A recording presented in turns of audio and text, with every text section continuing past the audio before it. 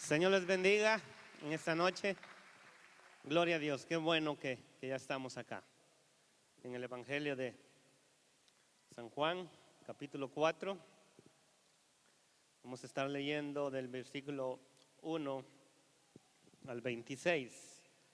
Y lo vamos a leer completo, esos 26 versículos, y después estaremos haciendo una oración. Amén. Si se puede poner de pie, hágalo por favor. Y vamos a leer ya, mientras los niños salen en esta hora. El pasaje que se encuentra en este capítulo es una historia muy conocida. Amén. Por eso voy a leerlo, no lo vamos a leer hasta el final, sino hasta el versículo 26. Dice la palabra de Dios: Cuando pues el Señor entendió que los fariseos habían oído decir: Jesús hace y bautiza más discípulos que Juan, aunque Jesús no bautizaba sino sus discípulos, salió de Judea y se fue otra vez a Galilea, y le era necesario pasar por Samaria. Vino pues a una ciudad de Samaria llamada Sicar, junto a la heredad que Jacob dio a su hijo José. Y estaba allí el pozo de Jacob. Entonces Jesús, cansado del camino, se sentó así junto al pozo. Era como la hora sexta. Vino una mujer de Samaria a sacar agua, y Jesús le dijo: dame de beber, pues sus discípulos habían ido a la ciudad a comprar de comer. La mujer samaritana le dijo: ¿cómo tú, siendo judío, me pides a mí de beber, que soy mujer samaritana? Porque los judíos y samaritanos no se tratan entre sí. Respondiendo Jesús y le dijo: si conocieres el don de Dios y quién es el que te dice dame de beber, tú le pedirías y él te daría agua viva. La mujer le dijo: Señor, no tienes con qué sacarla y el pozo es hondo. ¿De dónde pues tienes el agua viva? ¿Acaso eres tú mayor que nuestro padre Jacob, que nos dio este pozo, del cual bebieron él, sus hijos y sus ganados? Respondiendo Jesús y le dijo: cualquiera que bebiere de esta agua volverá a tener sed, mas el que bebiere del agua que yo le daré no tendrá sed jamás, sino que el agua que yo le daré será en él una fuente de agua viva que salte para vida eterna. La mujer le dijo: Señor, dame esa agua para que no tenga yo sed ni venga aquí a sacarla. Y Jesús le dijo: ve, llama a tu marido y ven acá. Respondiendo la mujer y dijo: no tengo marido. Jesús le dijo: bien has dicho, no tengo marido, porque 5 maridos has tenido y el que ahora tienes no es tu marido. Esto has dicho con verdad. Le dijo la mujer: Señor, me parece que tú eres profeta. Nuestros padres adoraron en este monte y vosotros decís que en Jerusalén es el lugar donde debe adorar.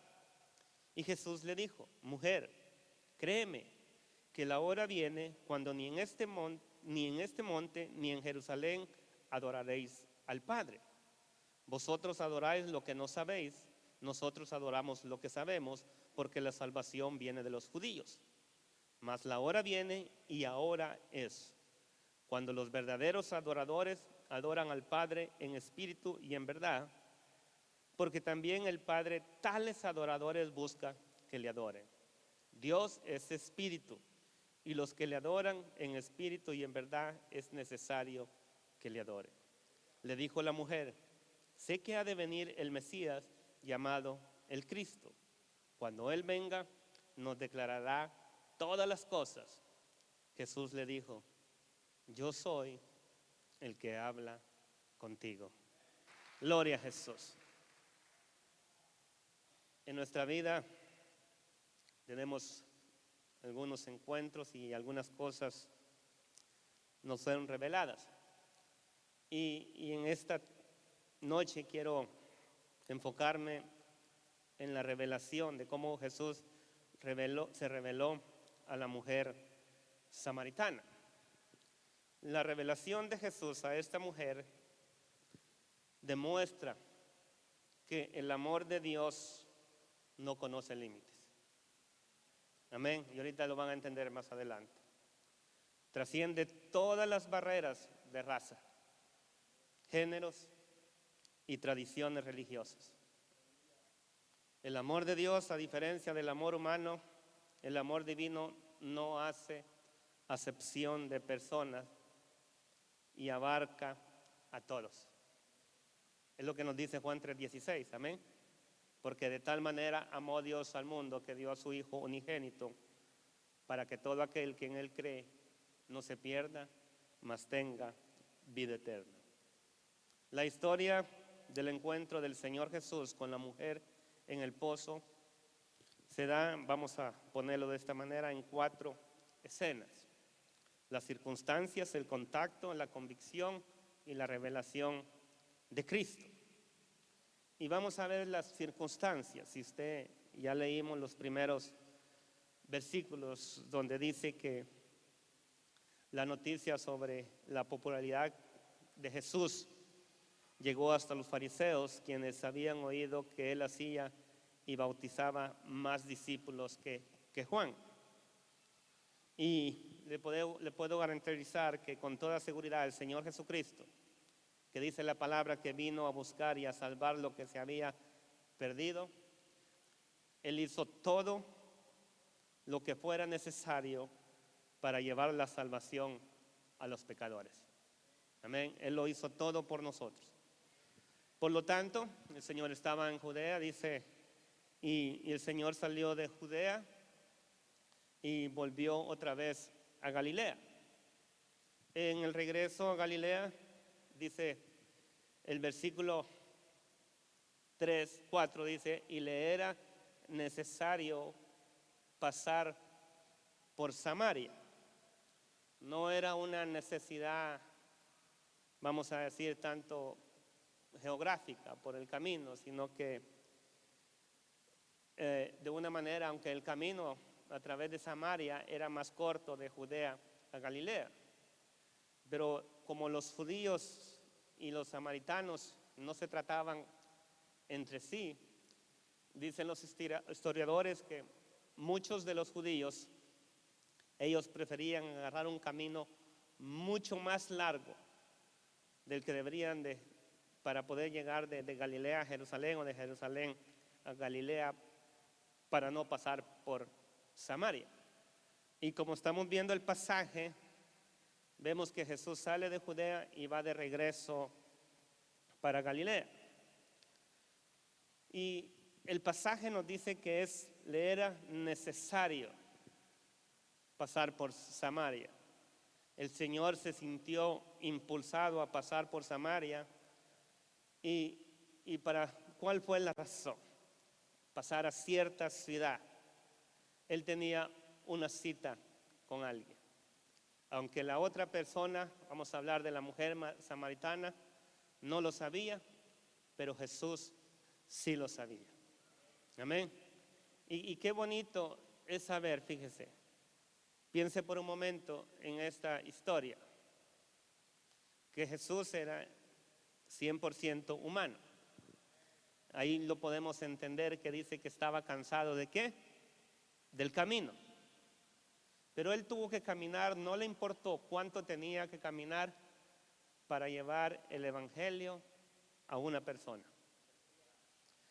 Y no solamente, pero si nos miramos nosotros, ese fue un esfuerzo físico que dio, pero no solamente era una persona, ¿sí? Cuando vayamos entrando en esta noche en el mensaje, aunque tengo que terminar más temprano de lo acostumbrado, el Señor, al hacer esta cita, Él rompió muchas barreras, le digo, y lo vamos a ver en lo que estamos enseñando en esta hora. Pero Jesús estuvo dispuesto a caminar para llevar a una cita. Y déjeme decirle, no llegó antes, no llegó después, sino que llegó en el tiempo exacto. Amén. Pero cuando nos referimos de Jesús a nosotros, Él no solamente tuvo que caminar, sino que tuvo que regresar a Jerusalén. Y cuando regresó a Jerusalén, Él sabía que iba a ser entregado. Y Él estuvo dispuesto de ir a la cruz a morir por cada uno de nosotros. Eso es para que nosotros exaltemos y glorifiquemos a Dios de una manera que muchas veces no lo hacemos. Le digo, piense por un momento lo que Cristo tuvo que hacer para que nosotros obtuviéramos la salvación. Pero dice que le era necesario pasar por Samaria. Era algo que ya estaba destinado, por decir, ese encuentro con esta mujer. Y en los versículos 7 llegamos al contacto donde se encuentra. Ese día, mientras dice que Jesús estaba sentado ahí junto al pozo, cansado y con sed a causa del viaje. Y leíamos el pasaje que vino una mujer de Samaria a sacar agua. Usualmente las mujeres venían a llevar el agua por las tardes, ya casi anocheciendo, pero porque era la hora más fresca. Pero esta mujer dice que era como la hora sexta, que da, según entendemos, es como a mediodía. Cuando el sol está, podemos decir, un calor bastante fuerte. Y cuando vemos y nos podemos preguntar, ¿por qué esta mujer viene a esta hora? Y no viene con otras a la hora más fresca. Podemos pensar, porque cuando ya leímos los versículos, podemos ver que no tenía una vida muy de decirse de qué sentirse orgullosa, porque la escritura nos dice que había tenido 5 esposos y tal vez sentía vergüenza que la miraran o que las demás se burlaran. La petición del Señor, podemos decir que fue un rompimiento, una ruptura impresionante en esa cultura, dadas las costumbres de la época. Y siempre es muy importante hacer un poquito de énfasis en esto para poder entender lo que estaba sucediendo y lo importante de que fue esta cita, este encuentro de Jesús con esta mujer samaritana. Cuando llegó, ¿qué le dice Jesús? Dame de beber. En aquel entonces, por las costumbres, los hombres no hablaban en público con las mujeres, número 1. Lo número 2, que también puede ser bastante importante, es que los judíos con los samaritanos no acostumbraban a tener nada que ver. Eran un pueblo, y no voy a entrar en la historia porque no es lo que quiero enfatizar en todo eso. Pero aquí hay algo muy hermoso. Jesús, al venir y establecer una conversación con esta mujer, derribó todas esas barreras. Y eso es lindo, eso es saber lo que Dios hace. Amén. Empieza una conversación. La nota que leemos que dice que los discípulos habían ido a comprar de comer, explica que Jesús estaba sentado y solo. Vamos a pensar que no había nadie con él. Número 2, también indica que nuestro Señor no le presentaba mucha atención a los tabúes de los judíos, quien dice en la historia que ellos no comían nada que los samaritanos les entregaran. Imagínense cuánto era las desavenencias que habían, que ellos no comían. Pero Jesús dice que los discípulos habían ido a comprar ¿a qué? A la ciudad para comer. Pero la mujer se sorprende que Jesús hablara. Y la mujer samaritana le dijo estas palabras. Y le digo, no lo tomen muy a la ligera, porque a veces leemos todo esto y no leemos. Dice, ¿cómo tú, siendo judío, me pides a mí de beber que soy mujer samaritana? ¿Qué dice? Él era judío y ella reconocía no solamente que era una mujer, sino que también era samaritana. Culturalmente lo que estaba sucediendo era incorrecto que un hombre hablara con una mujer. Pero su pregunta revela que ella le respondió más que Jesús, dice, siendo judío, le hablara. Ella le sorprendió que Jesús, siendo judío, hablara a ella, una mujer samaritana, pues judíos y samaritanos, dice la palabra, que no se trata entre sí. Todavía más sorprendente era su disposición de, vamos a usar la palabra, de contaminarse. Porque pensemos por un momento, si Jesús le está pidiendo agua, y lo podemos entender, él no va a tener en qué tomar el agua. Iba a tomar del agua del cántaro de ella. Pero por las cosas, por lo que hablamos, esos desacuerdos que habían, supuestamente los judíos pensaban que ellos se contaminaban al tocar algo de los samaritanos. Pero podemos entender que Jesús, aunque 100% humano, también es 100% Dios. Él no se iba a contaminar. Amén. Y no es lo que él mismo lo dijo en una ocasión, no es lo que entra lo que contamina al hombre, sino lo que sale de la boca. Y podemos ver, si tomamos como referencia todo el desacuerdo que había entre estos dos, vamos a decir, judíos y samaritanos. Pero cuando el Señor le dice, si conocieres, era culturalmente, dijimos que todavía más sorprendente que él fuera a beber del cántaro de ella.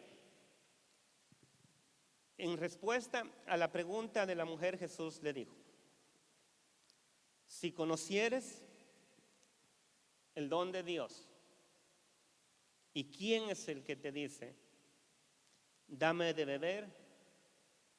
Tú pedirías y él te daría, ¿qué dice? Agua viva. Ok, si usted ve en este momento, la respuesta de Jesús ya no se centra en él, sino se empieza a centrar en quién, el diálogo en ella.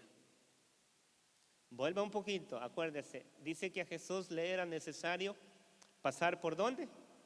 Por Samaria. Había una necesidad. Cuando la conversación empezó, él era quien tenía sed y era el que estaba pidiendo, el que quería el agua. Ahora pareciera que él es el que tiene el agua y la mujer es la que tiene la sed. La respuesta de la mujer reflejó su confusión, que todavía no entendía lo que Jesús le estaba diciendo. Le respondió todavía pensando en términos del agua. Y le dice, Señor, no tienes con qué sacarla y el pozo es hondo. ¿De dónde pues tienes el agua viva? Ella no entendía todavía que Jesús le estaba hablando de verdades espirituales. Y fíjese que lamentablemente en muchas ocasiones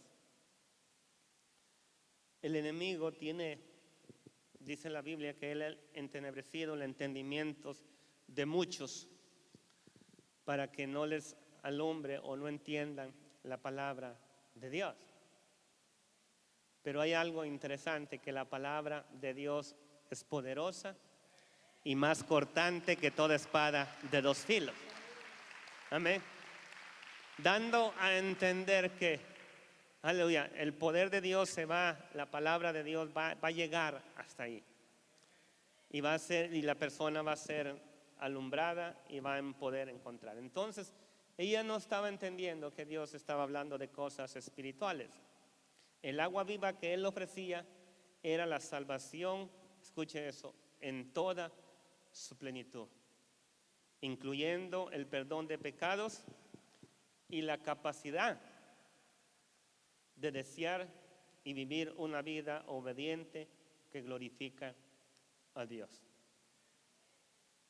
Y eso no solamente lo encontramos en el Nuevo Testamento, esto lo encontramos también del Antiguo Testamento como del agua viva para describir la limpieza espiritual y la nueva vida que viene con la salvación a través del poder transformador del Espíritu Santo. Y algo que vamos a encontrar siempre, hermanos, que cuando la salvación llega a alguien y es perdonado, le digo, esa persona si verdaderamente hizo de una manera genuina la confesión de sus pecados y recibió a Cristo como Señor y Salvador, si verdaderamente lo hizo, dice, al hacer eso, como lo que estamos diciendo así, esta persona recibe la capacidad a través de la palabra del Espíritu Santo de vivir una vida obediente a Dios. Amén. Fíjese, los israelitas, esto lo pueden encontrar allá en Jeremías capítulo 2, versículo 13.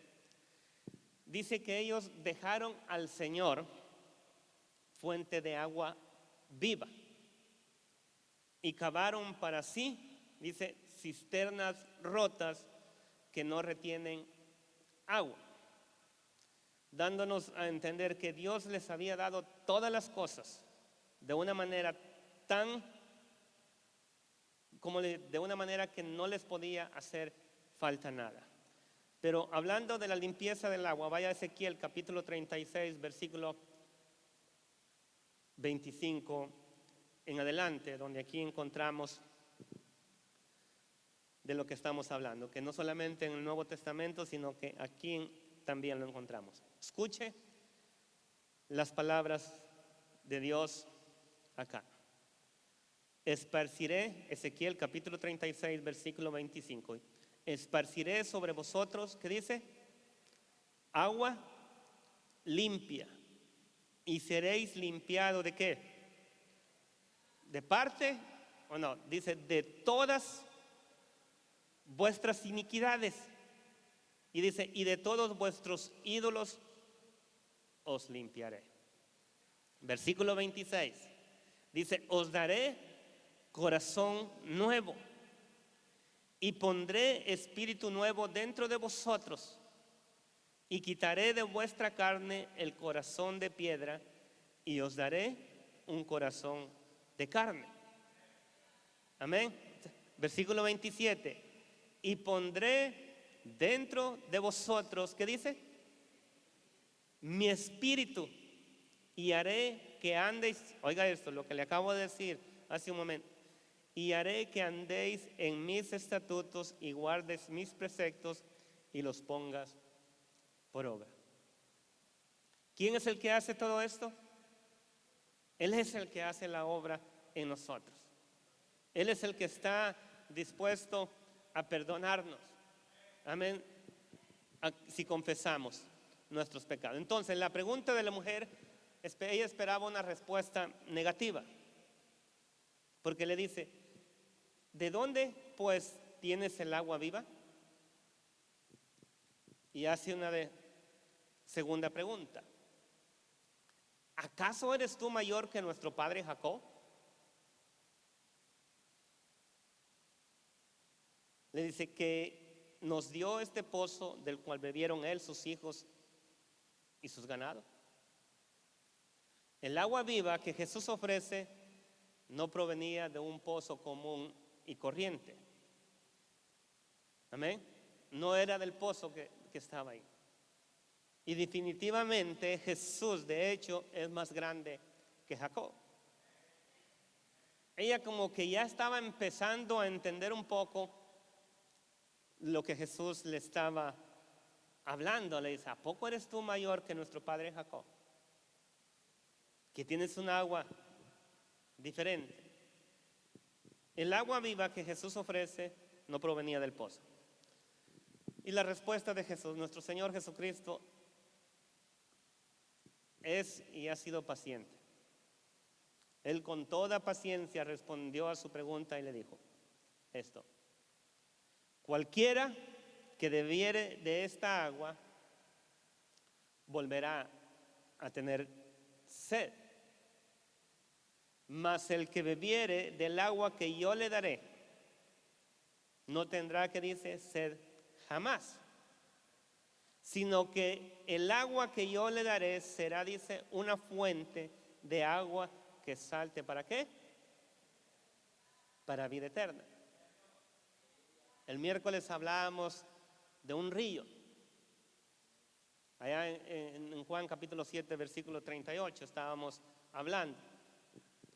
Aquí estaba hablando del agua espiritual que tanto necesita un alma sedienta y desesperada. Jesús empieza a hacer una comparación entre el agua de ese pozo y el agua que él.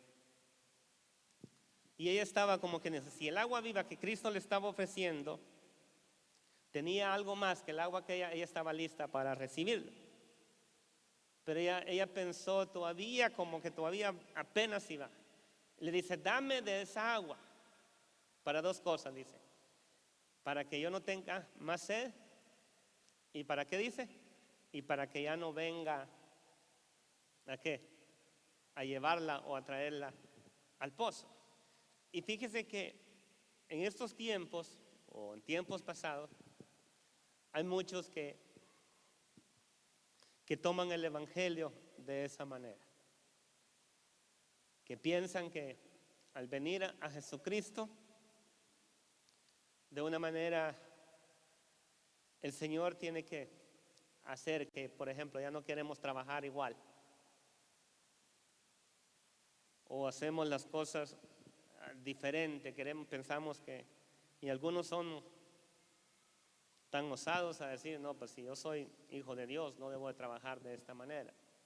No, la Biblia enseña que el que no trabaje, que no coma. Y aún como cristianos debemos de dar mejor testimonio como hijos de Dios que representamos al Señor. Amén. En nuestro trabajo, en nuestra casa y en todo lugar. Ese es el punto donde la mujer todavía no tenía claro el asunto de la transformación espiritual. Jesús le había hablado sobre el agua de vida eterna y ella parecía dispuesta a aceptarla. Pero todavía no se habían establecido las condiciones. Esta mujer, como cualquier pecador que todavía no conoce de Cristo, necesitaba, y aquellos que todavía no conocen de Cristo, necesitan entender dos cosas cruciales antes de recibir el agua de vida eterna. Y lo que debería de saber es la realidad del pecado que en ella había. Hasta este momento se había hablado del agua. Hasta ese momento Dios les está diciendo, yo tengo una agua diferente. Y esta agua está dispuesta para ti.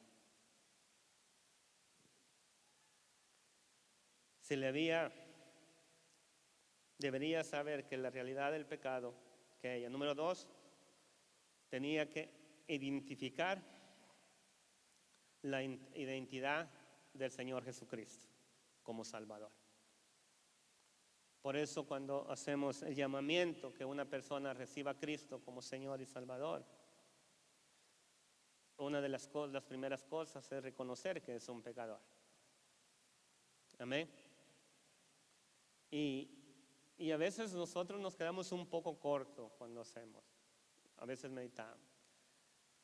Que dice que el que confiesa, porque no lo llevamos a cierto punto de que confiesen su pecado, sino que entramos como nos emocionamos de que una persona venga al altar y se vaya a recibir a Cristo como Señor y Salvador.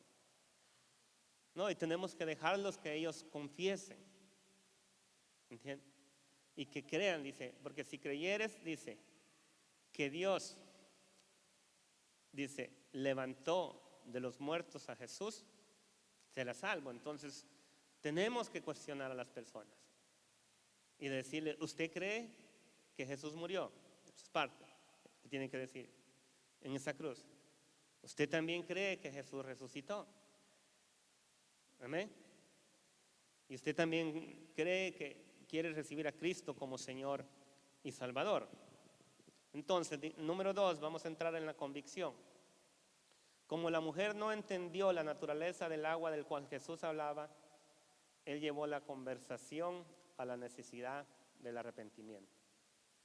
Este es algo indispensable en la salvación de una persona. Tiene que haber arrepentimiento y así como el pecado que había en ella. El Señor le hace una petición porque ella quería de una manera confrontarla y decirle, ¿cuál fue la petición de Jesús a ella? Le dijo, ve, llama a tu marido y ven acá.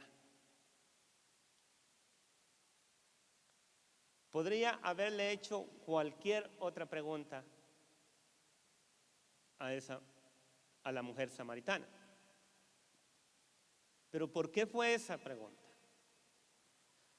Porque Dios conocía la vida de la mujer samaritana, como Dios conoce la vida de cada uno de nosotros.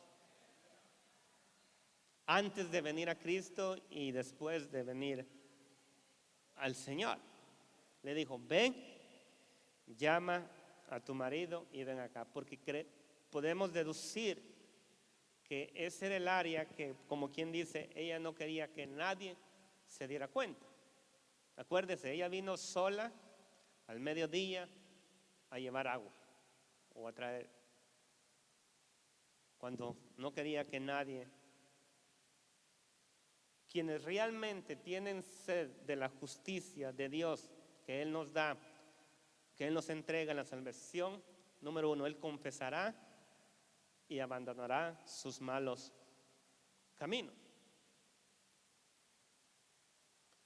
Podemos decir que ella se avergonzó al darse cuenta de que Jesús conocía toda su vida. Y le respondió, vamos a decir, evadiendo la pregunta de Jesús. ¿Cuál fue la respuesta de ella? Ella le dijo, no tengo marido. Y esto es muy interesante, lo que ella dice. Aunque ella no estaba mintiendo, y ahorita lo vamos a explicar por qué, pero tampoco estaba diciendo toda la verdad. Ve, le dice, llama a tu marido y ven acá. Ella le dice, no tengo marido. Ok. ¿Y qué es la respuesta de Jesús? Algo que sí, aunque no estaba diciendo toda la verdad, antes de llegar ahí, ella intentó desesperadamente ocultarle a Jesús, pero fue inútil ocultarlo, no había manera, Dios lo sabía. Y eso tenemos que estar nosotros conscientes Tanto aquellos que hemos recibido a Jesucristo como Señor y Salvador, como tal vez usted pueda estar en esta noche acá y está escuchando esta palabra. El Señor sabe todo lo que hay en su corazón, lo que usted ha hecho. Pero aún así, Dios lo quiere salvar. Amén. Y por eso yo les digo, si el Señor Jesús le quisiera preguntar algo a usted, ¿qué sería esa parte de su vida que usted no quisiera que nadie lo supiera? O que el Señor, pregúntame de todas de estos, pero no me preguntes de esto. Lo que le quiero decir con esto es que Dios, eso que tú no quieres que nadie te pregunte, es lo que necesitas a veces confesarle al Señor. Porque eso es lo que te tiene atado. Amén. Y eso es lo que necesitas despojarte, aunque Dios ya lo sabe. Porque Dios le declara todo lo que estaba sucediendo a esta mujer. No tengo marido, dice, aunque no estaba mintiendo, tampoco estaba diciendo toda la verdad. La respuesta de Jesús la forzó a enfrentarlo. Y escuchen lo que dice. Bien has dicho, no tengo marido, porque 5 maridos has tenido y el que tienes ahora no es tu marido. Esto has dicho en verdad.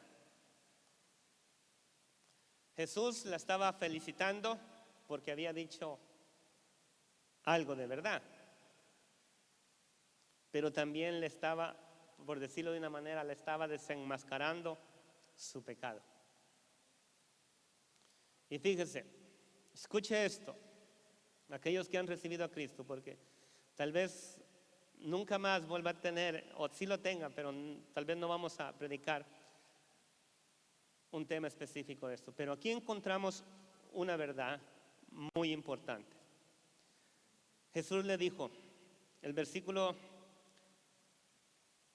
17, respondiendo la mujer le dijo, no tengo marido. Y Jesús le dijo, ve, bien has dicho, no tengo marido, porque 5 maridos has tenido y el que ahora tienes no es tu marido. Esto has dicho con verdad. Quiero hacer un paréntesis para que cuando yo lo estaba escuchando, esto es muy importante de decirlo en este momento. ¿Qué dice Jesús? 5 dice, maridos has tenido. Y el que tienes ahora no es tu marido. Debemos observar que cuando Cristo, Él mismo, escuche esto, al negarse, al llamarlo o el marido o el esposo, está mirando o que estaban viviendo juntos, le dijo, que tienes ahora no es tu marido, dando a entender que estaban viviendo Jesús. Lo que está diciendo allí, le digo, Jesús está rechazando o está negando la noción de que el simple hecho de vivir juntos constituye el matrimonio. Se lo voy a decir de otra manera. Lo que está diciendo Jesús, está diciendo ahí, Él no aprueba la unión libre. De que usted haya recibido a Cristo y los dos son cristianos y todavía no se han casado. Él le dice, 5 maridos, con los otros 5 había estado casado, pero el que tienes ahora, con el que estás viviendo, no es tu marido. Entonces, aquellos, le digo, que todavía no se han casado, no tiene que hacerlo por la iglesia si no puede, pero tiene que ir a la corte para que Dios le pueda decir, verdaderamente este es tu marido. Estamos hablando de 2 cristianos que los dos hayan confesado a Cristo como Señor y Salvador. Si Cristo, le digo, lo rechazó, no tenemos otra mejor razón para decir lo que Dios no aprueba el que usted esté viviendo juntos sin que se hayan casado. No sé cuánto cuesta la licencia. Cuando yo me casé costaba 35, no sé si ahora cuesta más. No le sale caro. Amén. Pero estas son cosas muy importantes que se tienen que decir en la iglesia. Y no siempre tenemos la oportunidad. Y a usted le tocó escucharlo. Pero si un día usted a alguien le pregunta, dígale, eso no lo aprueba el Señor.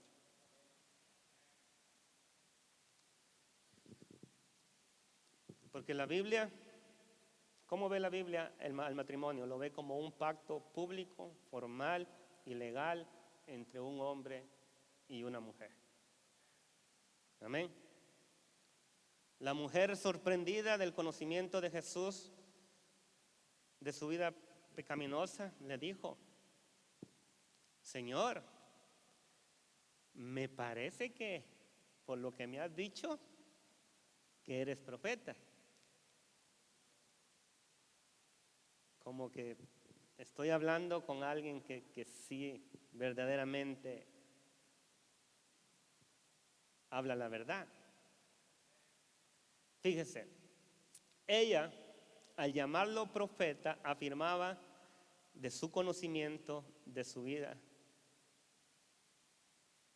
que era exactamente como Jesús lo había dicho.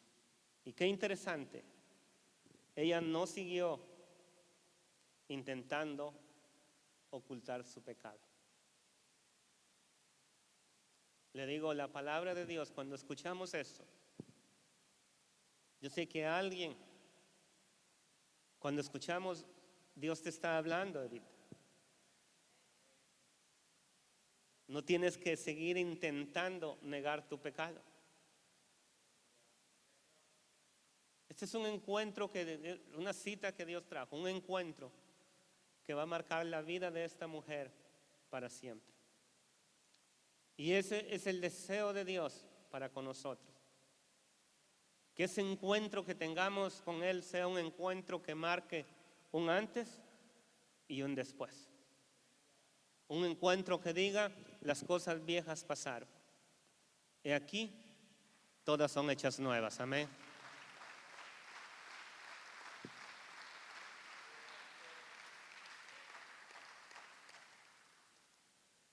Y a veces podemos decir, hermano Walter, pero esa mujer tuvo a Cristo cara a cara.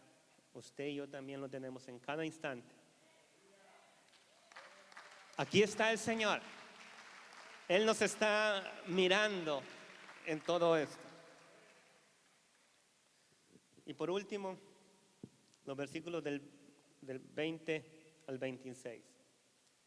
Ella, podemos decir, convencida de su pecado y su necesidad de perdón, podemos ver que de cuando Cristo entender que ella se arrepintió y aceptó, vamos a decir, la acusación que Jesús trajo de Jesús.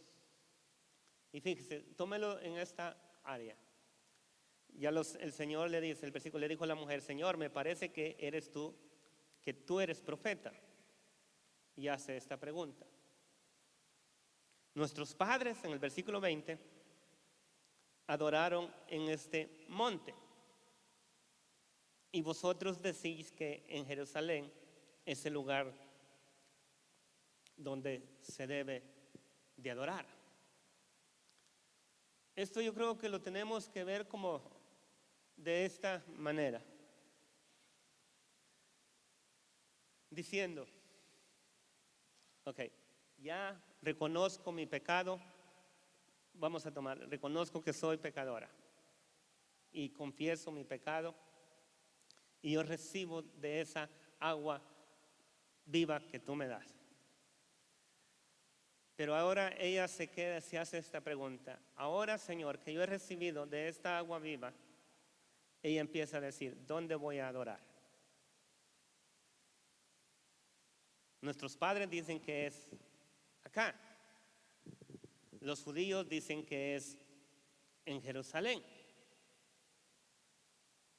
Dice, ¿dónde se debe de adorar? Ya podemos entender que la convicción, que aquella mujer ya había sido transformada, ahora está hablando de adorar a Dios. Y tanto era lo maravilloso que ahora ella ya no quería equivocarse. Ahora que ella quería hacerlo de la manera correcta. Y si tú eres profeta, después de lo que me has dicho a mí, ¿cómo has hablado de mi vida sin que yo te diga cómo conoces todo lo que me ha sucedido? Tú también me tienes que decir, ok, ¿dónde vamos? Tengo que yo ir a adorar. Y vea la respuesta. Y Jesús le dijo, mujer, créeme, le dice, que la hora viene, escuche esto, cuando ni en este monte, ni en Jerusalén adoraréis al Padre. Vosotros adoráis lo que no sabéis, nosotros adoramos lo que sabemos, porque la salvación viene de los judíos. Mas la hora viene y ahora es cuando los verdaderos adoradores adorarán al Padre en espíritu y en verdad, porque también el Padre tales adoradores busca. Amén. Fíjese lo que estaba diciendo. Si vamos a un poquito a la historia, lo que le estaba diciendo. Mira, en un tiempo futuro muy cercano, ya no va a ser ni aquí donde ustedes dicen, no va a ser ni en el templo allá en Jerusalén. Porque la historia dice que en el año 70 después de Cristo, el templo fue destruido. Dice, no va a ser ni aquí ni en Jerusalén. Pero la hora viene, la hora es, le dice, que vamos a poder adorar. Así como estamos nosotros en este tiempo, acá, es el tiempo que se está diciendo. Ya imagínense que nosotros viviéramos acá en los Estados Unidos y el lugar de adoración sería Jerusalén. Sería imposible para nosotros poder adorar.